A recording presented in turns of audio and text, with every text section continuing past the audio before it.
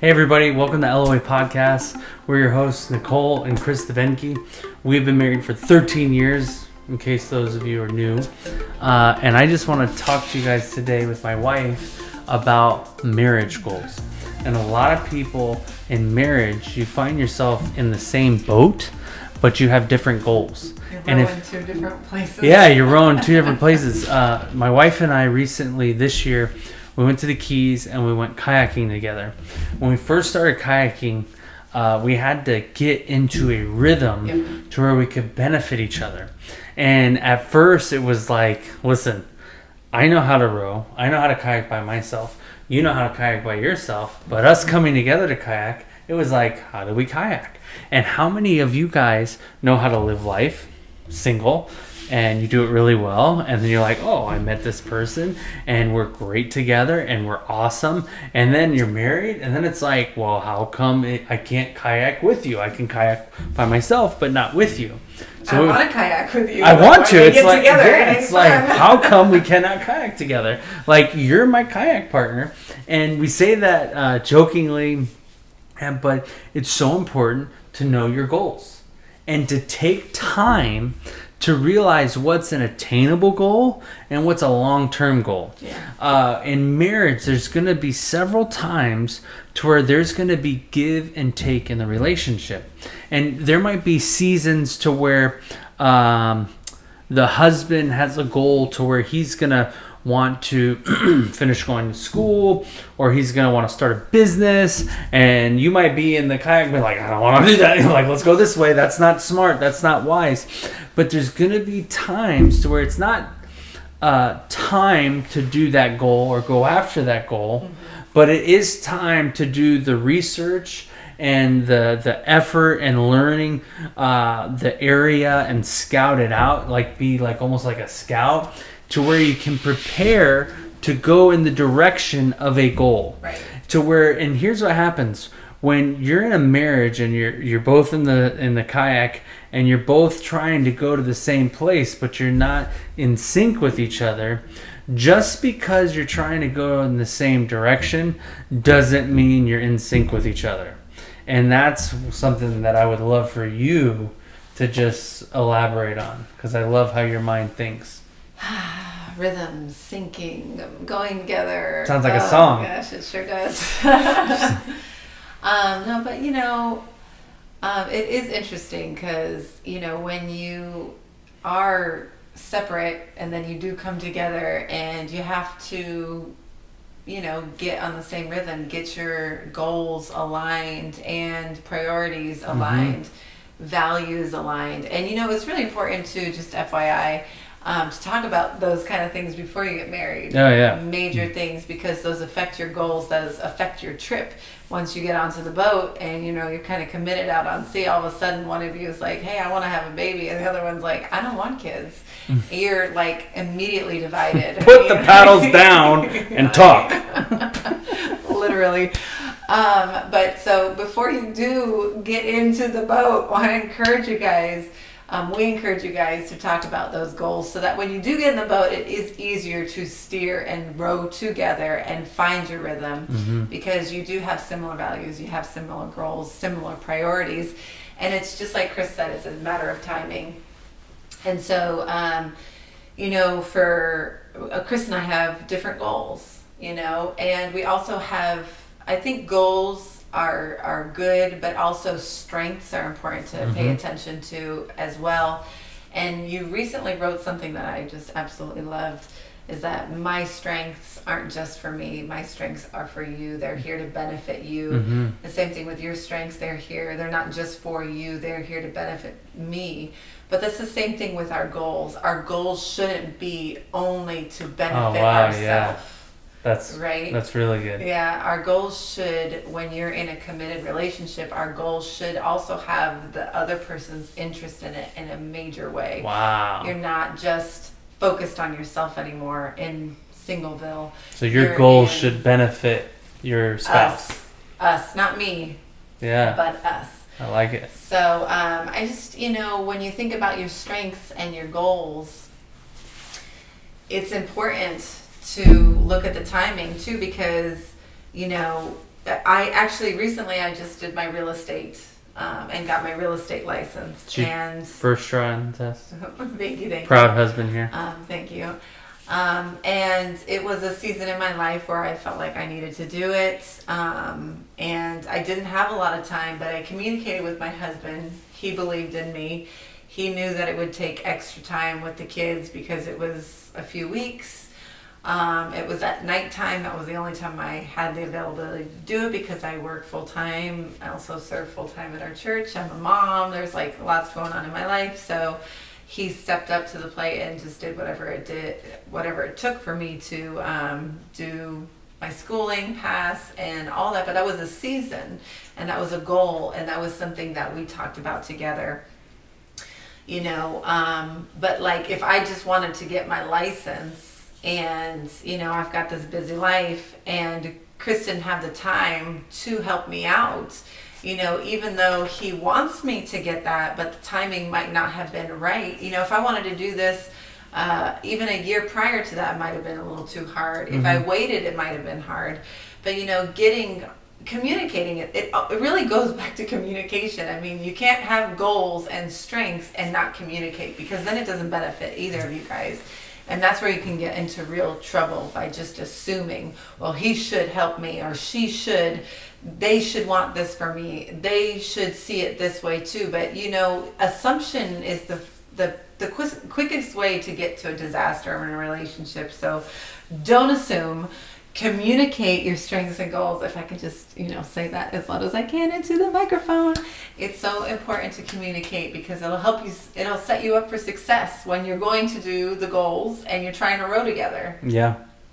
I also want to add that a lot of people look at they put a big priority on big things that happen, and they don't put enough focus on the little things that happen.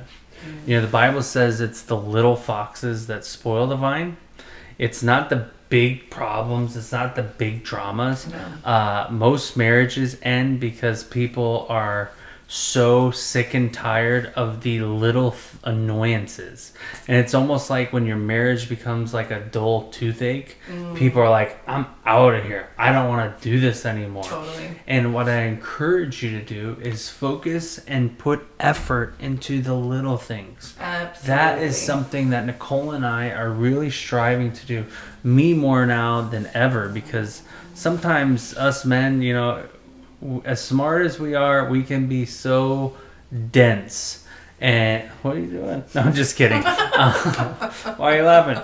But the little things, the helping around the house, and don't have this mindset as like I go out and I work all day and I just want to come home, and as if your wife didn't do anything and your effort is greater than their effort. Come on, guys. Don't be that guy. Don't be that guy. And I was that guy. I've been that guy. I love you for being so honest. Listen, I literally have been that guy. And what you're doing in your marriage, you're saying this: I am better than you are. And then we're wondering why they're responding in kind. And what that means is that if you come home and you expect the food to be made, and because you put a hard day's work in, you signed up for that. You said, I'm going to be a man, and this is what I'm going to bring to the table. And your wife said, I'm the woman, this is what I'm going to bring to the table. Just because you might bring in a lot of money and your wife won't bring in as much money does not mean that your value is greater than hers. Because how much are you willing to pay for something to have a woman that loves you unconditionally, that raises your children when you're not there, and that creates an atmosphere in your home that is a peaceful atmosphere? See, you can't quantify that. No. So to think that I bring a lot of money in, yeah, but your wife brings in the atmosphere to where it's sweet smelling aroma. You open the door and your kids are happy to see you because they see how happy mommy is to see you. You have to put yourself down and put your wife up where you guys are equal. You might be, and I believe wholeheartedly that men should be the head of the house. I believe it's biblically. Absolutely. I am not this guy. It's like, oh, well, we're equal in authority. No, men have the final say. Men are to have the authority. But let me tell you this. Men are not greater and women are not sub to men. We are equal. Mankind needs man and women coming together to create like kind. And what I mean by that is that we cannot go around having a mindset that I'm more important or what I do is greater, because literally you're just telling your spouse, I'm more important than you. Yeah. And it's the little things, you know, when you come home, there's been times that I come home and I do not feel like doing anything. I am wiped out. Suck it up, Buttercup, because you're the dad, you're the husband. This is what you signed up for. And let me tell you something. I've never met anybody nearing the end of their life that talked about, I wish I could have worked 2 more years. I wish I could have spent more time with impressing the people that didn't even care about me. You know what people talk about at the end of their life when they realize, oh my gosh, all this time I've wasted is now coming to an end. I'm at the bottom of the barrel. You know what they talk about? Their family, their wife, maybe their first or second wife. They talk about how much time they spent for their own ambition and their own goals, not goals that benefited the family. Yeah. And I'm telling you, it's such a trap. The little things in life are the most important things. Absolutely. If you sit there like what we do now, we have dinner together. We're off the phones. We value the little things. And I'm telling you, our life is transformed. And we've been doing this for about 4 weeks now. Not a lot. 5 weeks now. And I promise you that the little things are the big things. See, here's the truth. Big problems are easily managed with a solid foundation. But a weak foundation will crumble with a big problem coming. And big problems can only become big if you're not dealing with the little things. And if you're not putting a priority on the little things. I talked to a friend of mine today. He goes, Chris, I wanted to tell you something. It's just a little thing. And here's the truth. And this is what I told him. I said, the little things in life are what we remember the most. The big things, the promotions, the raises, the big fights. How many times have we fought and now we don't even remember what we fought about? Yeah, no. Literally. I remember Nicole and I fought in the car one time and we had a glorious fight. I mean, she was not backing down. I mean, you had this 6-foot Viking. I can just hear the announcers like, hey, you know, she's standing at 6 feet tall, a Viking warrior princess, and here I am, this German undefeated, not going to back down. Like, we were going at it. Not physically, but we were just saying how we felt. You know, and you'd say this, but you do this. I mean, it was a no holds bar. And I remember. What you're talking about now. Yeah, and we are fighting. I mean, I remember the fight. I don't remember what we were fighting about. Fight ever. We both went outside in silence because we just yelled at each other so much, and we sat down next to our car in the grass and just sat in silence in the dark. This is at nighttime, looking, and we lived out in the middle of nowhere at the time, so we're like looking out, there's stars everywhere, we're just silence, and we kind of just looked at each other like, what did we just do? We crossed the barrier. We crossed a line. Yeah. And it hurt, and it was hard to recover from that, but we obviously did. But oh, yeah. So that was painful. And what we did is that we had to learn how to recover. And some of you guys are great at fighting, but you're not great at recovering. Mm. How do you recover from saying horrible things, mean things? Mm. How do you recover in that? Here's how you do. You go back to what brought you there to begin with. Yeah. Go back to what originally drew you to your spouse. Go back and find out and look for that. And you might be looking at the diamond in the rough. You might be in the coal mine saying there's no diamonds here. There is, because that's what brought you there. Yeah. Another time we were fighting in the car, and we were so worked up again, and we had a glorious thing going, and Nicole was like, I'm not talking to you, and she literally in this small car, she like looking the other way, and I was like, oh yeah, you do that to me, like, I am not talking disrespecting to you, me, like putting your back to me. I was like, whatever, I'm gonna turn my back to you. I turned my back to you times 2, like times infinity. We were upset, and then literally we get to the gas station. I was so mad. I was about to run out of gas. I was like, oh, I have to stop. I'm gonna be in the car with her even longer. But then I was like, hey, at least I get to get out of the car while she's still in the car. Woo. This is being honest, being real. And all of a sudden, I literally got done pumping the gas, and I remember thinking how stupid it was to be in a fight with somebody who's committed their whole life to me. Yeah. And I've committed my whole life to them. And I did not commit my life to be a wrecking ball and tear their life down. I committed my life to building her life up. To bring your strength to the marriage. Exactly. So I remember I said this. She was so hot. Not hot, I mean physically hot, but she was steaming how mad she was. I was pissed. Yes, okay. She was. And let me tell you something. We didn't need a match. There was a fire in her eyes. Just rage. And all of a sudden, I remember saying this. I said, Nicole. And she's like, and I said, listen, on the count of 3, that's your window, that's mine. Don't look out mine, I won't look at yours. And I said, 1, 2, 3. And I turned around. And she tried. She's like, I'm not going to laugh. And it's like her face started to change. I busted out laughing. Belted out a laugh, and it got us going back together. You know why?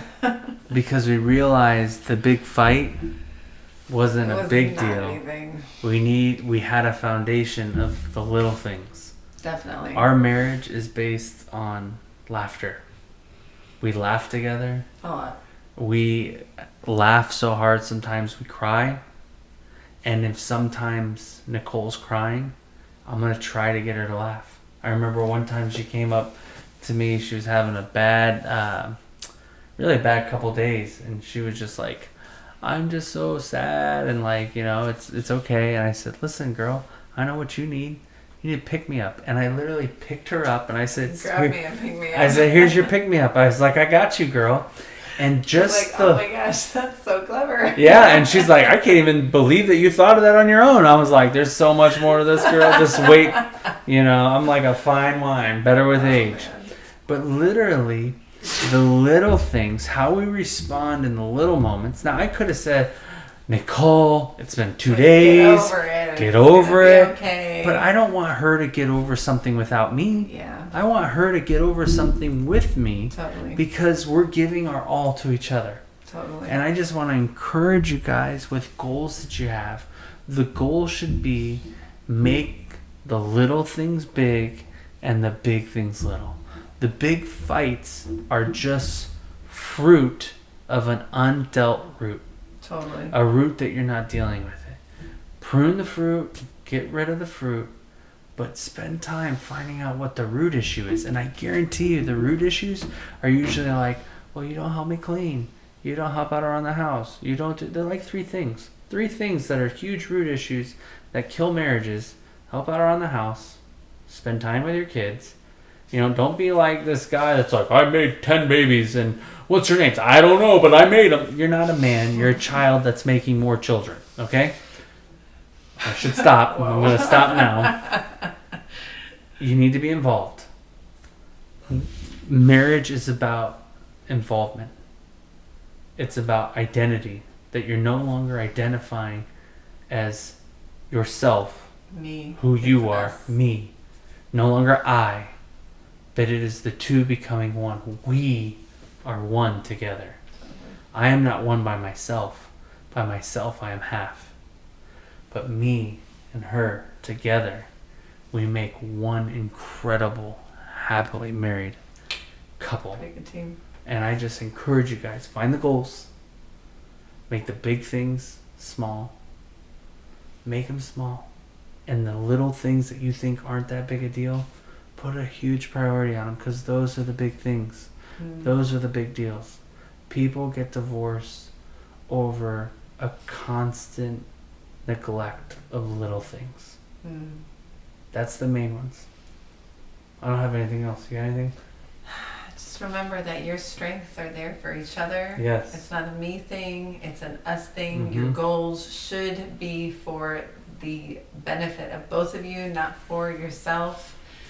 And when you do get into a fight, most of the time too, if it's something that is really major, go back to your goals, go back to your values, go back to your priorities as a couple.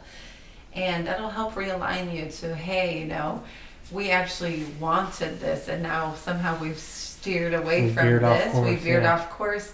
But, just kind of resetting, getting back to what brought you together, your values, your beliefs, things that attracted you to one another. And getting back to those things will help you kind of get over, like, oh, actually, maybe I am wrong. Or, hey, maybe I am wrong. We need to kind of adjust and refocus and get back on track. But remember, it's not about you anymore when you're married. It is about us, and it is about working together, honoring one another, yes, trusting one another, being transparent with one another. And, one thing that I do think about as we started thinking about this, which I think is pretty cool, is that, when God made Adam and Eve, and they were naked together, there was no shame. I know we're talking about this. There was no guilt. There was nothing hindering them, So a lot of times these fights can come up, or when your goals aren't aligned, it can start to create wedges. It can start to create things that want to separate you and create this void in between the two of you, to where you're like, oh, we don't have the same goals. We don't have the same priorities. We're not what we used to be.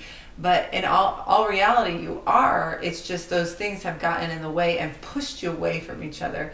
So finding those things that have gotten in the way and pulling all those wedges out so that you can get back to where you are, unified, stronger together, without anything hindering you, fully naked, with no shame, no guilt, nothing hindering your closeness. Stay naked. Literally, that I want to say that makes, stay naked. Yeah. Stay completely naked in your marriage, in your relationship with your spouse. Yeah, I love what you said there. Let's stop for like a second. It was amazing how you put that together. Adam and Eve were naked together, and there was no shame, there was no secrets. And a lot of you guys might think secrets are good. For who? They're not good. Who are secrets good for? Secrets are good in moments. But what you do when you bury something, it takes root. And when you bury it, the roots get deeper. Roots are going in the ground, under the ground, a lot faster than they are above the ground. Then you think, and when they come above the ground, there's already roots and strongholds. Yeah. Deal with the stuff that you don't. Not dealing with something today is just making yourself deal with a bigger monster tomorrow. Absolutely. And just like what you said, stay naked. Don't put clothes on to cover things up that you're embarrassed that you're going through. Thoughts that you're having. Temptations that you might be having. You're there together for the benefit of each other. Your strengths are for your spouse, and your spouse's strengths are for you, and they cover each other. If anybody's going to be covering each other up, let it be your spouse covering you up. With grace. With grace. And mercy. Mercy. And goodness. Kindness. All that good stuff. Let them cover you up. Right. Stay naked. I love what you said there. Stay naked. Stay truthful. And know that if you do the work, make the little things, the big things, put them in their place. Everybody's had big fights. Who cares? It's nothing special. Every married couple's had a big fight. And a lot of you fought like cats and dogs before you got married. You're like, oh, we just need marriage and that'll make it better. Ooh, let me tell you something. Marriage is a gaslighter. If you don't deal with stuff before you're married, you will end up dealing with it in your marriage. Absolutely. And if you think having kids is going to fix that, oh my gosh, it's not. You need to go back to the basics. Yeah, let me tell you something. The kids, because then you got your own little handful there. It's like, hey, let's just pour gas on this fire. More gas. More. I digress. I really encourage you guys, stay true to who you fell in love with. You might say, well, I was blinded. Well, be blind again. Because if you were happy blind, take out your eyes. You might say, oh, they don't keep themselves in good a shape as they used to. Listen, you probably nag more now than you used to, and they're probably not as in good a shape. Both you guys work on each other for the benefit of the relationship. Don't sit there and look at what they haven't done for you. Look at what you haven't done for them. You focus on you and your part. And if they focus on their part, this thing can work. And it can work well. Yeah. So, anything else? That's it for the LOA podcast. Remember, love one another well, with grace, with kindness. Your spouse, your friends, your neighbors, your children, your father-in-law and mother-in-law, and your own parents. Love them all. In-laws. Well, ooh, that'd be a good. That would be a really good one. Because we both got them. We both got them. Well, listen, we love you guys. Take care, and we'll see you at the next LOA. Bye.